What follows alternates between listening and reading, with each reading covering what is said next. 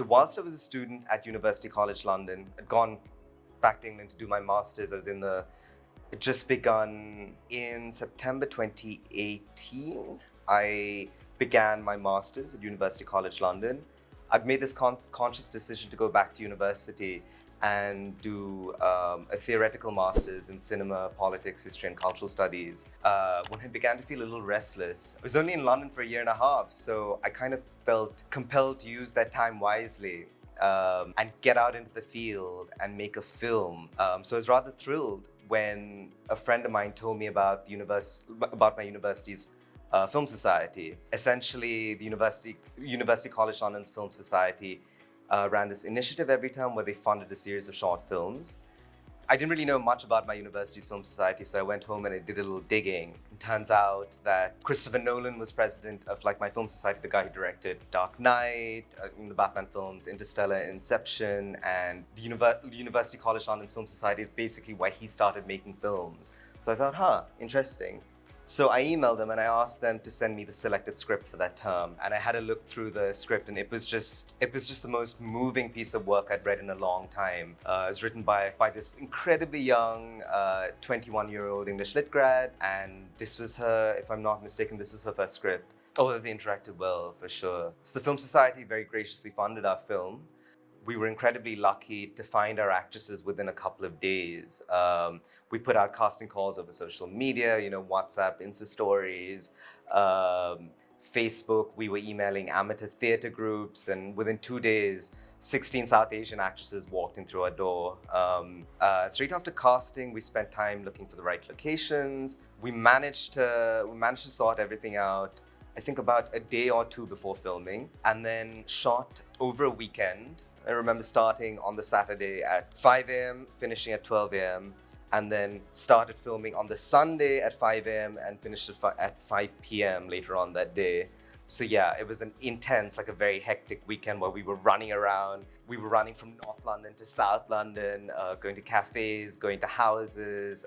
It was totally crazy, but just one of the most wonderful experiences, mostly because I got to work with a group of youngsters. I got to work with a cast and crew that was 17, 18, 19 years old. Many of them had never made a film before, but everybody in the crew was bound together by this love for filmmaking, despite the fact that they were studying human sciences, philosophy, economics, all these different, completely different disciplines. And then editing, I think took about 6 or 7 months because we were all doing degrees. So we were only really able to edit when we had time.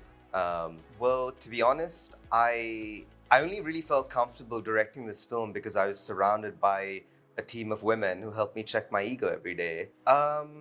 DIDI is essentially a story of sisterhood. It's about 2 sisters reuniting for a day. And it's really the story of a young British Indian woman who is faced with a momentous decision when she's confronted by her estranged elder sister. Well, HollyShorts is one of the top short film festivals in Hollywood and in America. And I guess what's special about it is the fact that it belongs to this group, this elite group of Oscar-accredited film festivals. Academy Award qualifying film festivals like HollyShorts tend to be incredibly selective. So I was just thrilled that we got in. If I'm not mistaken, according to their stats, I think we beat out 5,700 other short films to make the official selection this year, which was just fantastic considering the incredibly low budget that we were working with. I think we made the film for about £500 or £600. So yeah, we're just so thrilled we're just so thrilled to be selected for HollyShorts. And while I do think the film does have a chance of winning at film festivals, I'm just to get selected is an honor in itself. Yeah, I was incredibly thrilled to find out that DIDI made it into HollyShorts because it's one of the film industry's highlights every year. It's one of the top short film festivals in Hollywood and in America. And if I'm not mistaken, they got over 6,000 submissions this year, and I think they chose 300 shorts, I'm not mistaken. And essentially, what's special about HollyShorts is the fact that it's an Academy Award qualifying film festival, which basically means that wins like the Short Film Prize, it gets pooled for the Oscars. It becomes eligible for the Oscars.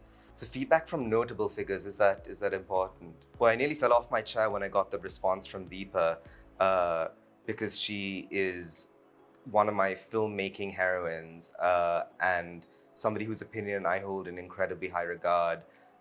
So we were just so thrilled that she enjoyed the film. Um, is feedback from notable figures important?